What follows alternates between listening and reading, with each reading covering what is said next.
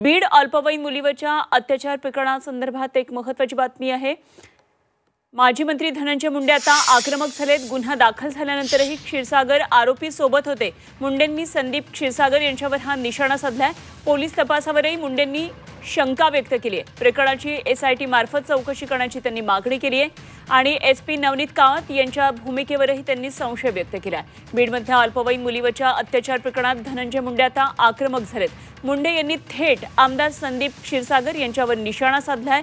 गुन्हा दाखल झाल्यानंतरही क्षीरसागर आरोपी सोबत होते असं धनंजय मुंडे यांनी म्हटलंय। तसंच पोलीस तपासावर त्यांनी शंका व्यक्त केली आहे आणि या प्रकरणाची एसआयटी चौकशी करण्याची गरज असल्याचं मुंडे यांनी म्हटलंय। आपल्या भगिनीला 1 वर्षापासून बीड जिल्ह्यामध्ये पुन्हा एकदा माणुसकीला काळीमा फासणारी घटना उघडकीला आली आणि यावर आता माजी मंत्री धनंजय मुंडे आक्रमक झालेत। रात्री गुन्हा नोंद झाला। गुन्हा नोंद झाला त्या दिवशी 11 वाजता इथले स्थानिकचे आमदार संदीप क्षीरसागर या आरोपी सोबत होते। हे पोलीस तपासात येणं आवश्यक आहे। ते का होते, काय असं कारण आहे, काय त्यांचे कनेक्शन आहेत, फायनान्शियल आहेत, नॉन फायनान्शियल आहेत, क्लासमेट आहेत, काय आहेत नेमके।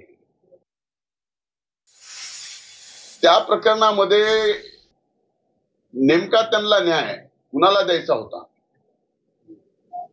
का कुणाचं फक्त मंत्रीपद काढायचं होतं, हा प्रश्न तुम्ही त्यांना विचारा। आज त्यापैकी एकही माणूस, एकही नेता एवढी मोठी घटना बीड जिल्ह्यामध्ये झालेली असताना ब्रश शब्दानं बोलत नाही, लाज नाही वाटत।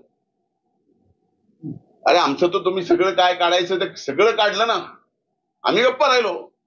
नुसते आरोपी 2 पकडून विषय होत नसतो।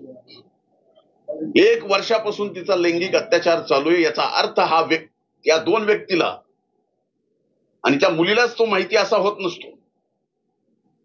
1 वर्ष, मग ते 1 वर्ष कुणाकुणाला माहित होतं, त्या 1 वर्षात आणखी कुणाकुणावर लैंगिक अत्याचार झाले, या मुलीला कुणी यात ढकललं, या सगळ्या गोष्टी यायला नको। त्याच्याकडे पोलीस प्रशासन कुठं पाहत आहे। त्या प्रकरणामध्ये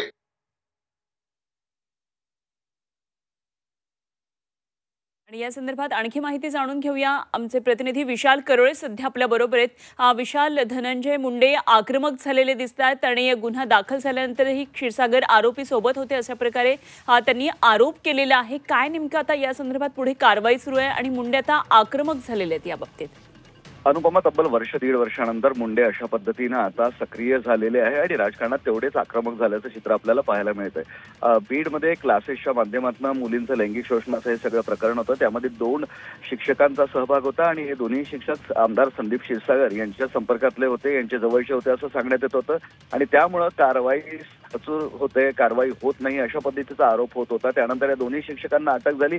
मात्र धनंजय मुंडे या सगळ्या मुद्द्यावरनं चांगलेच आक्रमक झाले आहे। पोलिसांना आणि संदीप क्षीरसागर दोघांवरही त्यांनी आरोपांच्या फैरी झाडलेल्या आहे। संदीप क्षीरसागर ही ज्यावेळेस ते फरार झाले शिक्षक त्यावेळेस त्यांच्यासोबत या प्रकरणाची चौकशी करावी अशी त्यांनी मागणी केली आहे। तर पोलीस अधीक्षक नवनीत कावत हे यांना या प्रकरणात कुणाचे फोन केले, कुणी दबाव टाकला, या प्रकरणात त्यांनी सुद्धा माहिती द्यावी अशा पद्धतीची त्यांनी मागणी केलेली आहे।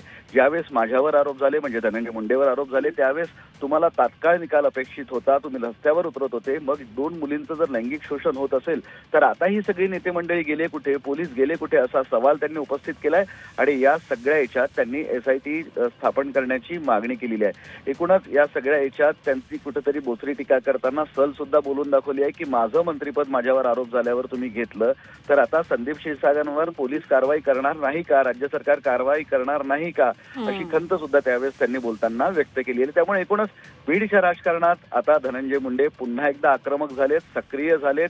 1.5 वर्षाच्या वनवासानंतर ते आता परतलेत असं आपण म्हणू शकतो। अगदी विशाल, धन्यवाद दिलेले आहे या सगळ्या सविस्तर तपशिलांसाठी। विशाल करोळे आमचे प्रतिनिधी आपल्या बरोबर होते।